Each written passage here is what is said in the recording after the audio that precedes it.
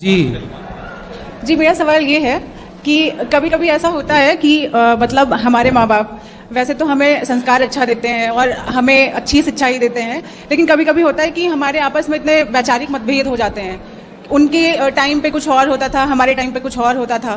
तो मतलब क्या होता है कि जैसे वो सोचते हैं कि हमारा बच्चा हमारी बात माने, हमारी ही समझे, तो और जबकि हमको पता होता है कि हम जो बोल रहे हैं वो गलत नहीं है या उससे किसी को अहित नहीं है, तो क्या तब जो वो कह रहे हैं तो सारी बात उनकी मानना ही चाहिए? एक उदाहरण देके हमें समझाओ कि आप क्या चाहती हैं और आपके माँ बाप क्या चाहते हैं। उदाहरण जैसे जी, जैसे मैंने कोई बात कही कि जैसे पुरानी कोई सोच है या पुरानी कोई प्रथा है क्या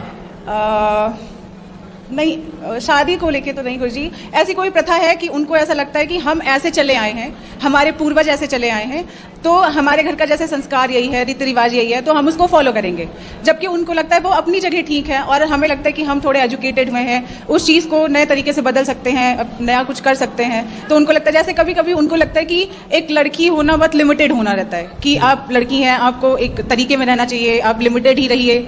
और हमें लगता है कि नहीं, हम एक लड़की हैं तो हम कर सकते हैं, क्यों नहीं कर सकते हैं, हर चीज़ कर सकते हैं। तो उनकी ये सोच रही है कि मतलब हम जो है लड़कियों को इतने ही दायरे में रखेंगे, इतना ही ऐसे ही चलेगा जैसा चलेगा। आपको कितने दायरे में जाना है और कितने आगे?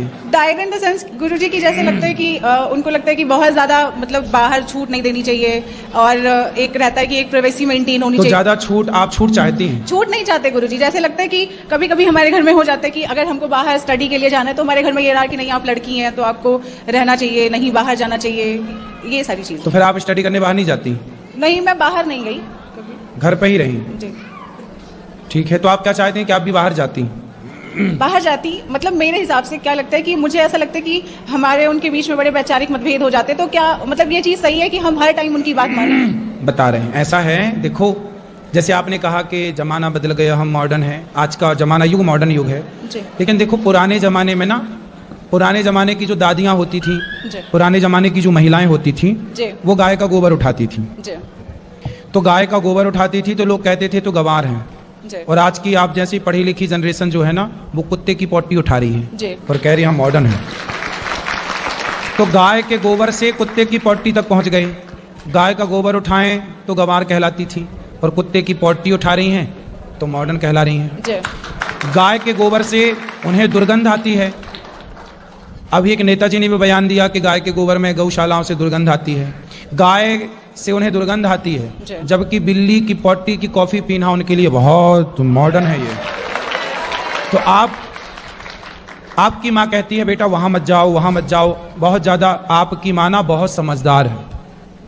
अभी एक लड़की ने, आपने देखा मेरठ के अंदर, वो तो लड़की बहुत खुली दिल की थी, खुली दिमाग की थी, मॉडर्न थी, बोलो हाँ, लेकिन उस मॉडर्न लड़की ने अपने पति को काट काट के ड्रम के अंदर पैक कर दिया कि नहीं? ये आज़ादी है। आज़ादी ना पुरुषों को मिलनी चाहिए ज़रूरत से ज़्यादा, ना स्त्रियों को मिलनी चाहिए ज़रूरत से ज़्यादा। पतंग जो होती है ना, आकाश में उड़ती है, लेकिन वो पतंग एक धागे से बंधी रहती है। यदि वो धागा टूट जाए या कट जाए तो पतंग आकाश में जहाँ थी वहाँ रह सकेगी? गिर जाएगी। आप यदि बेटा सुरक्षित हो, सुखी हो, तो बस आपकी जो माँ बार बार आपको रोकती टोकती है, उसका रोकना टोकना ही आपको आगे बढ़ाने में सहयोग कर रही है। वो रोक टोक जरूरी है।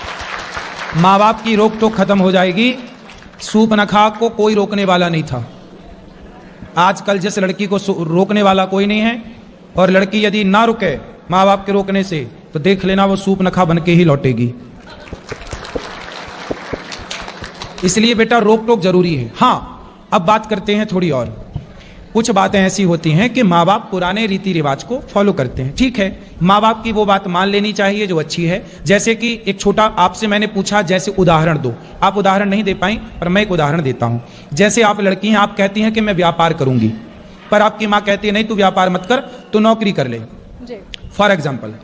तो यहाँ पर माँ क्या चाहती है, बाप क्या चाहता है कि नौकरी करोगे तो सेफ है, जाना है आना है, टाइम से महीने की 1 तारीख में पैसा आ जाएगा। अब व्यापार करोगी तो भागना पड़ेगा, घूमना पड़ेगा, पसीना बहाना पड़ेगा, ज्यादा स्ट्रगल है। तो माँ बाप क्या चाहते हैं अपने बच्चों को, मेरा बेटा नौकरी करे। लेकिन जब बच्चा कहता कि नहीं मैं नौकरी नहीं करूंगा, मैं बिजनेस करूंगा, तो माँ बाप बिजनेस की परिभाषा नहीं समझ पाते, वो नौकरी की परिभाषा जल्दी से जान जाते हैं। तो माँ बाप यहाँ पर इस बात के लिए गलत हो जाते हैं कि वो बच्चों को नौकरी करने के लिए पीछे पड़ जाते हैं। जबकि नौकरी नौकर है, बिजनेस मालिक है। जी। जो बिजनेस करता है वो बड़ा होता है, जो नौकरी करता है वो छोटा होता है। तो आप यदि बिजनेस करना चाहती हैं और आपकी माँ यदि आपको नौकरी के लिए प्रेरित कर रही है तो आपकी माँ तब गलत है, उस समय आप सही है। लेकिन आपकी पुरानी माँ कह रही है बेटा वहां मत जाओ, बेटा ये मत खाओ, इसका मतलब माँ सही है, आप वहां मत जाओ, वहां मत जाओ, इसलिए क्योंकि माँ जानती है कि लड़की वहां जाती है तो कैसी बन के आती है, क्योंकि उसे अनुभव है। आजकल लड़कियां, आप तो लड़की हो, आप बताओ, आजकल लड़कियां पढ़ने जाती हैं, पढ़ाई बुराई नहीं है, जी। देश के बाहर भी जाती हैं और भारत के भी कोने कोने में जाती हैं। पर ये बताओ जी, आजकल लड़कियां अपने माँ बाप को धोखा दे रही हैं कि नहीं? आपसे सवाल। बिल्कुल, मैंने तो देखा है अपने आसपास। देखा दे रही बिल्कुल हैं? देखा है गुरुजी। तो आपके माँ बाप भी तो ये सब देख रहे होंगे, तो उन्हें भी तो ये डर है कि मेरी बेटी मुझे धोखा ना देने लग नहीं, जाए। मैंने आजादी और स्वतंत्रता की बात ये इसलिए नहीं की कि मुझे रोक टोक से दिक्कत है, मैंने एक वैचारिक माइक मतभेद पास वाली में बात की। माइक पास में। मैं मतलब मैंने रोक टोक से मेरा कोई विरोध नहीं है कि रोक टोक कर रहे हैं, वहां ना जाओ, ये ना जाओ, मतलब मैंने स्वतंत्रता के खिलाफ नहीं वो किया।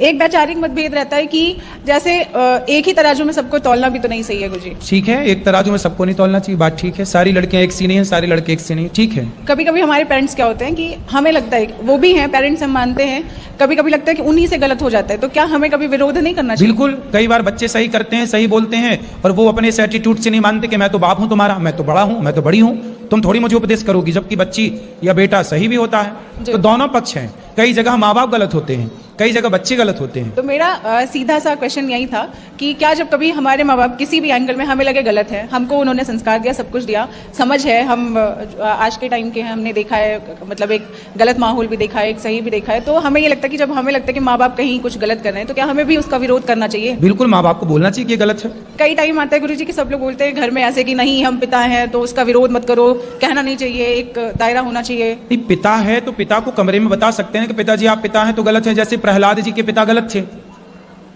हिरण्यकश्यप बोले कि मैं ही भगवान हूं, तो प्रहलाद जी ने अपने पिता को बोला कि आप गलत हैं, लेकिन उन्होंने पिता के खिलाफ कोई षड्यंत्र नहीं रचा, वो तो केवल अपने पिता को इग्नोर करके भक्ति की राह पर चलते गए। आप अपने पिता को समझाओ जी, समझाओ, समझाने से वो समझे तो ठीक है, वरना आप समझा ही सकती हैं और क्या कर सकती हैं। जी। अब वो गलती किस तरह की है, वो तो गलती सुनने से पता लगेगी कि वो गलती किस तरह की है। और जनरल वे में भी हो जाती है कुछ। हाँ, तो फिर उनको समझाया जाए। और हर देखो, हमारे यहाँ कपिल भगवान बेटा है और देवहूति उनकी माँ है, तो पुत्र ने अपनी माँ को उपदेश किया। जरूरी नहीं है कि माँ बाप ही बच्चे को समझाएं, कई बार माँ बाप को बच्चे भी समझाते हैं और समझाना चाहिए। और माँ बाप को इस अभिमान में नहीं रहना चाहिए कि तू तो हमारा बच्चा है, तू हमें क्या समझाएगा। नहीं, कई बार बच्चे हमें समझाते हैं, अच्छी बात समझाते हैं, तो हमें समझ भी लेना चाहिए, ये सही है। धन्यवाद गुरुजी, आशा है कि इस बात से उनको थोड़ा तो समझ में आ ही जाएगा आज। ठीक है, समझेंगे, जरूर समझेंगे।